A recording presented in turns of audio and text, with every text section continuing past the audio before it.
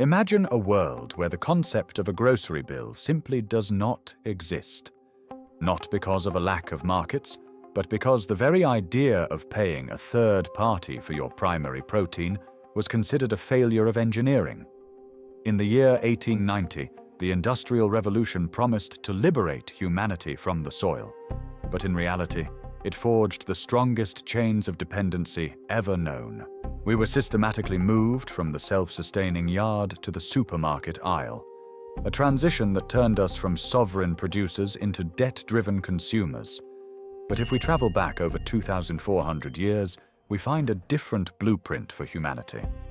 In ancient China, a man named Fan Li, a master strategist and polymath, documented a system so efficient it bordered on the miraculous. In his classic text, the Yang Yu Jing, Li didn't just describe a garden, he described a biological engine.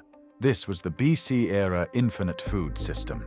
It was a method that allowed a single family to produce more high-quality protein in a small backyard pond than a modern rancher could produce on acres of cleared forest. While the modern world struggles with hyperinflation, broken logistics, and fragile supply chains, the followers of Fan Li were harvesting biological dividends from a living bank account that required zero chemical inputs, zero electricity, and zero heavy machinery. This system was not just about food. It was about the engineering of independence. Today we are going to dismantle the lies of the modern agricultural complex and rediscover the erased technology of the biological sponge. This is not a hobby. This is financial intelligence applied to the laws of nature. Before we dive into the layers of this ancient system and show you exactly how to build it, make sure to subscribe to the channel, like this video, and comment below with the word independence if you are ready to stop being a customer and start being a producer. Your engagement is what allows us to keep bringing this suppressed knowledge back to the light. The systemic villain and the manufactured bottleneck. The modern industrial complex thrives on one thing: your inability to provide for yourself. They have spent the last century convincing you that biology is complicated and that nature is your enemy. They want you to believe that to grow food, you need bags of synthetic NPK fertilizers, imported fish meal, and complex filtration systems powered by the grid. This is a manufactured bottleneck. By making the process appear complex and expensive, they ensure you remain a permanent subscriber to their fragile infrastructure. The industry has successfully erased the knowledge of the yield per square meter. In the modern paradigm, we measure success by how much we can extract using external force. In the BC-era system, we measure success by how much the system can provide using internal synergy. The reason this knowledge was erased is simple. You cannot tax a man who harvests his own dinner from a pond that waters itself. You cannot control a population that has achieved caloric sovereignty. We have been sold a model of livestock farming that is ecologically bankrupt. To produce 1 pound of beef, the industrial system requires thousands of gallons of water and massive amounts of grain. It is a system of loss. The infinite food system is a system of gain. It uses the physics of solar radiation and the biology of the living soil to turn waste into the highest form of biological energy. It is time to stop thinking like a consumer and start thinking like a systems engineer. We are not just planting. We are building a decentralized bank of protein that pays dividends in perpetuity. The physics of the biological sponge. To understand how a small pond can feed a family forever, we must look at the laws of physics, specifically the concept of the biological sponge. The industry calls organic runoff pollution, but in the infinite food system, we call it unprocessed capital. At the core of this system is the nitrogen cycle, a natural process of conversion that the industry has replaced with expensive chemicals. In a standard industrial fish farm, ammonia builds up and kills the fish unless you use mechanical filters and constant water changes. In the BC-era system, we use the physics of capillary action and bacterial nitrification. We create a living soil at the bottom of the pond, a complex matrix of beneficial bacteria that acts as a decentralized processing plant. This is where the infinite part of the title comes from. As long as the sun shines, the system has an energy input. The sun fuels the growth of phytoplankton and algae. These microorganisms are the primary producers. They are the free labor of the ecosystem. The physics of heat and light are converted into carbon, which is then converted into protein. The biological sponge works because it maximizes the surface area for life. Every square inch of the pond's liner, every root of the aquatic plants, and every grain of sand on the bottom is a skyscraper for nitrifying bacteria.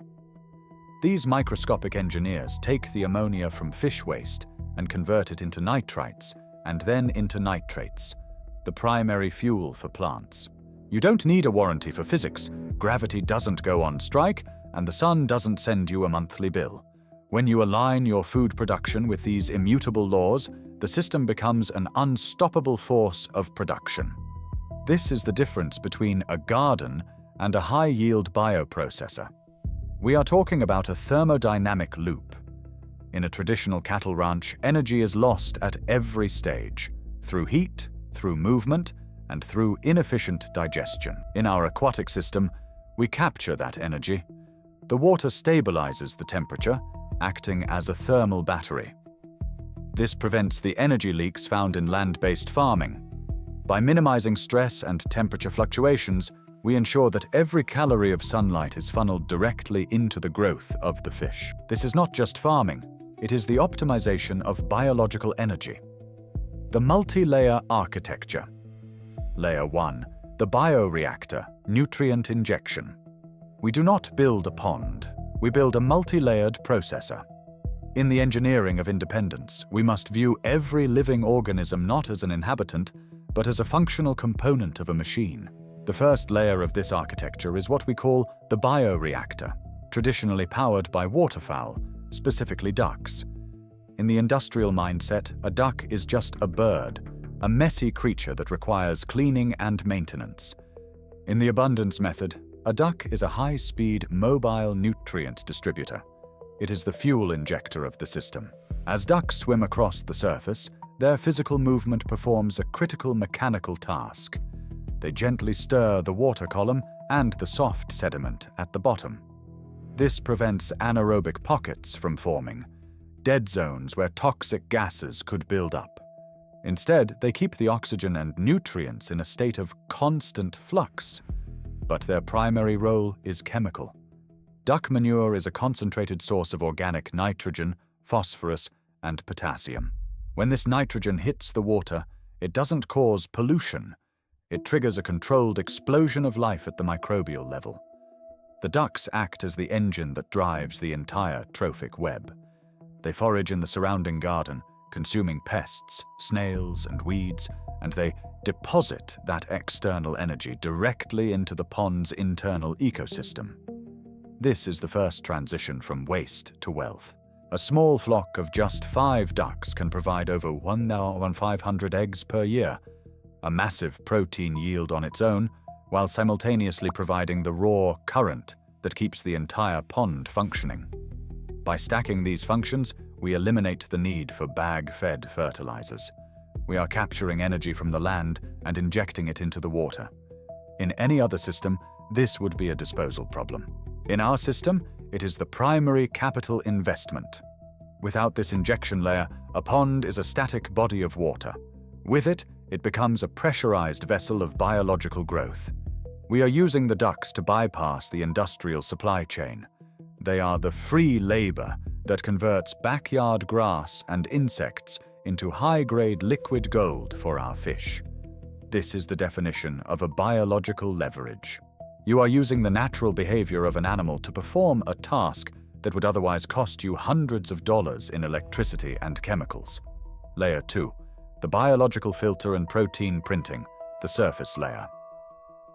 The second layer of the BC-era system is the filtration fabric, composed of specific aquatic plants like duckweed, Lemnoideae, water lilies, and azolla. In the modern, sterile world of ornamental ponds, these plants are often seen as a nuisance or a weed to be poisoned with herbicides. In the engineering of independence, these are your primary processes. This is where we apply the principle of succession planting to an aquatic environment. Duckweed is perhaps the most undervalued technology on the planet. Under the right conditions, it can double its biomass every 48 hours. It is a biological sponge that soaks up the excess nitrates and phosphates generated by the bioreactor layer, the ducts. By doing this, the plants perform a $0 energy $. Filtration service.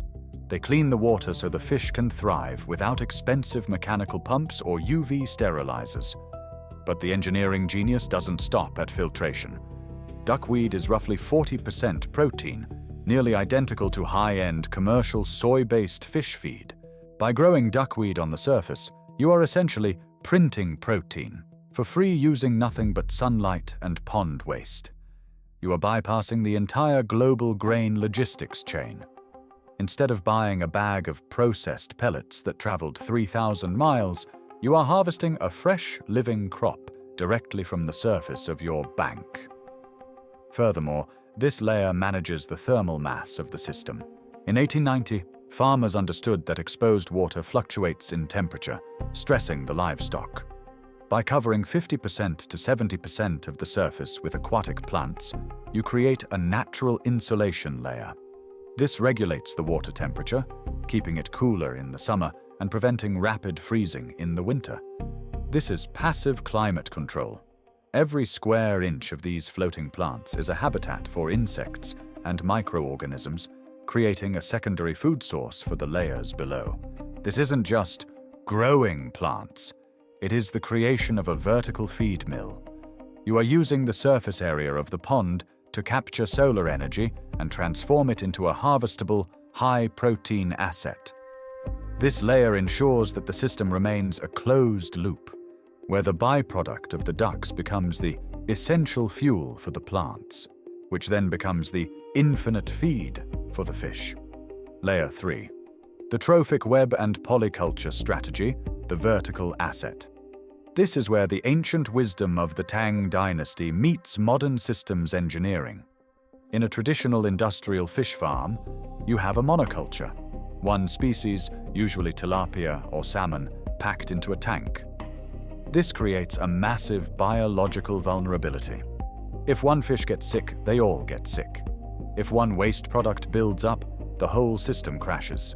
The BC-era system uses niche partitioning to turn the entire volume of the pond into a multi-story protein factory. We don't just put fish in a pond, we populate the trophic web in layers. In the 7th century, when the Chinese emperor banned the farming of carp because the word sounded like his royal name, the farmers didn't quit, they innovated. They discovered that by stacking different species that occupied different ecological niches, they could triple their yield without adding a single gram of extra feed. The surface layer. We introduce species like the grass carp or bluegill. These are the primary consumers. They stay near the top, feeding on the duckweed we printed in layer 2 and the insects that fall into the water. The midwater layer. We use filter feeders. These fish act as the pond's internal purification system, straining microscopic algae and zooplankton through their gills. They turn invisible energy into harvestable meat. The benthic layer, the bottom. This is where the catfish and bottom feeders reside. They are the sanitation engineers. They consume the organic debris and detritus that sinks to the floor. They turn what would be toxic sludge in a modern farm into high-value calories. By using this vertical strategy, there is zero competition for resources. Every species has its own job, its own floor, and its own menu. This is the infinite income logic. You are maximizing the ROI of every cubic meter of water. In an industrial cattle lot, the animals are standing on their own waste, creating a cost. In our BC-era system, the waste of the top layer is the capital for the bottom layer. This is not a hobby garden. This is a high-density bioprocessor that produces up to 350 lbs of fish per year in a space no larger than a backyard swimming pool. When you compare this to the 200 lbs of meat produced by an entire acre of cattle ranching, the math becomes undeniable. you are achieving a yield that is 10 to 20 times more efficient than the industrial standard. This is how you erase the need for the supermarket. You aren't just growing food, you are engineering a permanent exit from the inflationary cycle of the modern world. Layer 4, the bacterial foundation and the living soil, the hidden engine. Beneath the water, hidden from the human eye, lies the most critical component of the infinite food system, the living soil. In the industrial age, we were taught that a pond is just a hole in the ground filled with water. This is a catastrophic misunderstanding of biological engineering. To the practitioners of the abundance method, the bottom of the pond is a high-performance biochemical reactor. This layer is composed of a complex matrix of beneficial bacteria, Nitrosomonas and Nitrobacter, and microscopic fungi. These organisms perform a task that no machine can replicate with the same efficiency. They manage the nitrogen cycle. In an industrial fish tank, the ammonia excreted by the fish is a toxic poison. If it reaches even a few parts per million, the system crashes. The industry solves this with expensive electricity-hungry UV filters and chemical stabilizers. They have turned a natural cycle into a recurring expense. In our BC-era system, we use the living soil to transform that toxicity into liquid capital. These bacteria act as the pond's internal refinery. They break down the ammonia into nitrites and then into nitrates. Nitrates are the primary fuel for the aquatic plants we established in Layer 2. By doing this, the bacteria bridge the gap between the animal kingdom and the plant kingdom. They are the middle managers of the ecosystem, ensuring that every molecule of nitrogen is recycled and reused. This is the endless part of our system. When you establish a healthy bacterial foundation, you are creating a system that purifies itself. This is why Fan Lee's ponds could last for centuries without being drained or cleaned. The sediment at the bottom, the biological sludge, is not waste. It is a concentrated biological battery. Once or twice a year, this sediment can be harvested and used as a potent fertilizer for your land-based garden.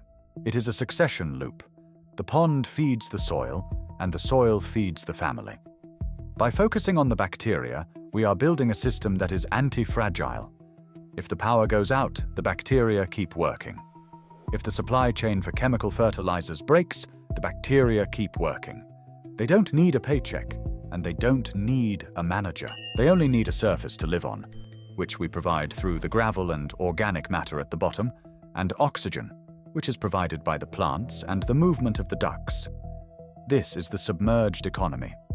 You are managing a workforce of trillions of microscopic engineers who work 24/7 to ensure your protein production never stops. The economic conversion, from garden to dividend. Now, let's translate this biological physics into hard financial logic. In the Engenharia de Independencia, we don't measure success by bushels or pounds alone. We measure it by cost displacement and asset appreciation. When you build a BC-era infinite food system, you aren't just digging a hole. You are constructing a high-yield protein bank that pays dividends in perpetuity. The modern consumer is trapped in a linear leakage model. You work for hours to earn depreciating fiat currency, which you then trade for a piece of steak or a fillet of fish that has been pumped with growth hormones, wrapped in plastic, and shipped across an ocean. The moment you consume that food, your investment is gone. You have to go back to work to start the cycle again. This is a treadmill of dependency. The infinite food system operates on a circular wealth model. Let's look at the yield, productividade por metro cuadrado. A well-managed pond of 90 square meters, roughly 1,000 square feet, can produce up to 350 lebis, 160 kilotours of fish, and over 1,500 eggs annually.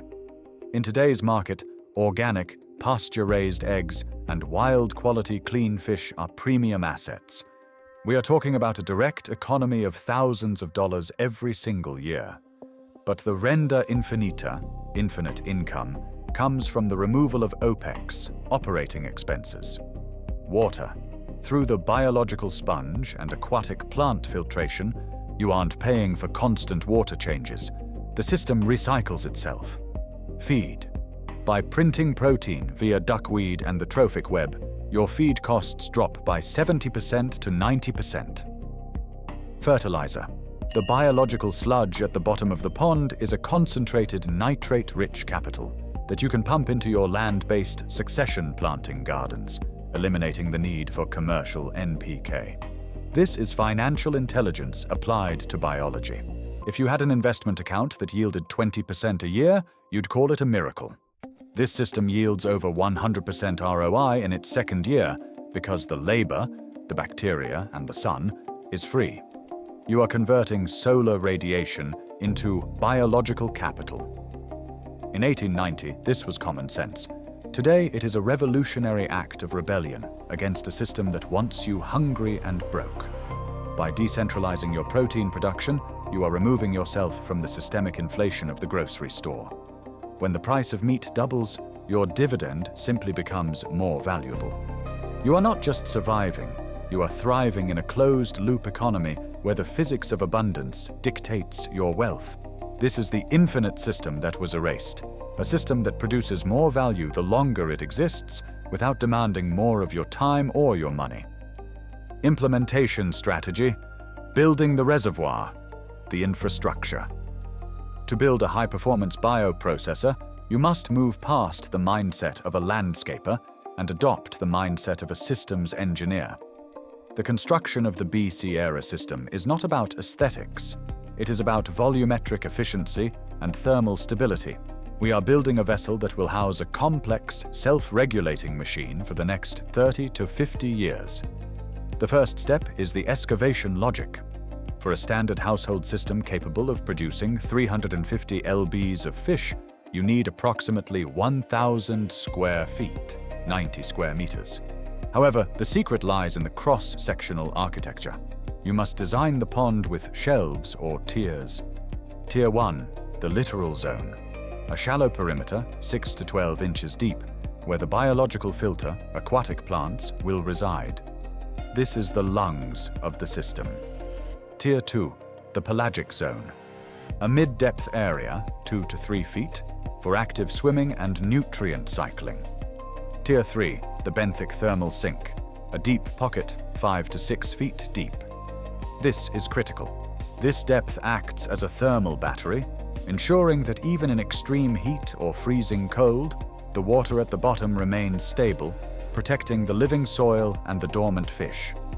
The second step is the liner strategy. In 1890, farmers used puddled clay, a labor-intensive but forever solution. Today, we use high-density polyethylene, HDPE, or EPDM liners to create an immediate, impermeable seal. This is your capital barrier. It ensures that 100% of the nutrients injected by the bioreactor, the ducts, stay within the system rather than leaching into the surrounding water table. Once the reservoir is dug and lined, we introduce the mineral foundation. A layer of washed river gravel and sand provides the skyscraper surface area for our microbial workforce. Without this substrate, your bacteria have nowhere to colonize, and your nitrogen cycle will stall. This is the infrastructure of abundance. The total startup cost for a system this size typically ranges between $400 and $800. If you compare this to the cost of a high-end lawnmower or a single year of premium grocery bills, the break-even point is reached in less than 18 months. From that point forward, every fish harvested and every egg collected is pure profit. You have successfully converted a depreciating asset, a grass lawn, into an appreciating biological utility. You are not just digging a hole, you are setting the table for a feast that will last for decades. This is the logistics of sovereignty. By controlling the environment, you control the output. The physics of the reservoir ensure that the infinite food system is protected from the external volatility of the modern climate and the modern economy. The maturation cycle, from startup to autopilot building. The infrastructure is only the first step. Understanding the maturation cycle is what separates the ingeniero de independencia from the amateur gardener. Nature does not move at the speed of a fiber optic cable. It moves at the speed of biological succession. To achieve infinite food, you must respect the stabilization phase. During the first 180 days, your system is in a state of ecological recruitment. This is the most critical window. As you fill the reservoir, the water is sterile. You must inoculate the system. We introduce starter cultures of beneficial bacteria and microcrustaceans like Daphnia. These are the primary mechanics of your trophic web. At this stage, the water might appear cloudy or turn green with algae. The industry calls this a problem. We call it capital accumulation. That green tint is the sun's energy being captured into a liquid form. It is the fuel for the fish that will arrive later.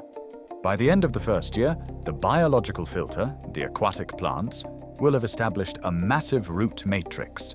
This is your passive management system. The roots are now cleaning the water at a rate that far exceeds any mechanical pump. You will notice the water turning gin clear. This is the signal that the nitrogen cycle has locked in. Your living soil is now a mature refinery. In year 2, the system hits the self-replication threshold. Species like bluegill or tilapia will begin to spawn naturally. This is a revolutionary moment for your personal economy. You no longer need to buy stock. The system is now generating its own replacement capital. You are simply the manager of the harvest. By year 3, the pond becomes an anti-fragile autopilot asset. The ecosystem is so dense and balanced that it can withstand shocks, a week of power outages, a heat wave, or a cold snap that would wipe out an industrial farm. The succession planting on the banks and the trophic web within the water are now a single, breathing entity. At this point, your daily work drops to nearly zero. You aren't farming anymore, you are simply collecting. You walk to the edge of your pond, harvest a few pounds of fish for dinner, and pick up a dozen eggs from the ducks. This is the lazy garden system that waters, feeds, and cleans itself. It is the ultimate expression of financial freedom. You have traded a few $100s and a bit of patience for a lifetime of food security. The industry erased this because they cannot compete with a system that has a $0 per month operating cost. The final synthesis, the return to sovereignty. We have dismantled the layers of a system that was erased not because it failed, but because it was too successful at creating independent humans. From the bioreactor of the ducks to the protein printing of the duckweed and the trophic web of the polyculture fish, we have seen that the infinite food system is not a dream. It is a matter of biological logistics. In the year 1890, the path of humanity diverged. We chose the path of the machine, the fossil fuel, and the centralized supermarket. Today, we are seeing the cracks in that foundation. But you now hold the blueprint for the alternative. You understand that the biological sponge and the living soil are more than just dirt and water. They are the components of a high-yield asset that defies inflation and ignores the fragility of global supply chains. The real value of this system is not just the 350 pounds of fish or the thousands of eggs. The real value is independence. When you can walk into your backyard and harvest a meal that cost you nothing but a bit of sunlight and some careful observation of nature, you are no longer a subject of the industrial complex. You are a sovereign producer. You have replaced a recurring expense with a permanent resource. This is the Engenharia de Independencia. It is the realization that nature does not need us to control it. It only needs us to cooperate with its inherent laws of abundance. The physics of the nitrogen cycle and the thermal mass of the water are waiting for you to put them to work. You don't need a massive farm. You only need a small corner of land and the courage to stop being a customer. The system was erased from our schools and our culture to make us dependent. By building it, you are performing a revolutionary act of restoration. You are bringing back the BC-era wisdom that sustained civilizations for millennia.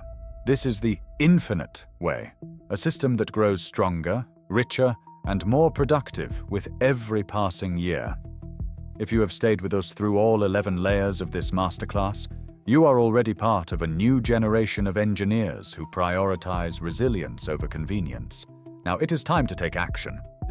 Stop dreaming about a garden and start engineering your independence. Before you go, if this knowledge has changed the way you look at your backyard, make sure to subscribe to the channel right now. Join our community of producers. Like this video to help us fight the algorithms that favor the industrial status quo, and comment below with the word forever to let us know you are committed to building a system that lasts. Your support is the fuel that allows us to keep digging deeper into these erased technologies. The era of dependency is over. The era of abundance begins in your backyard. We will see you in the next system.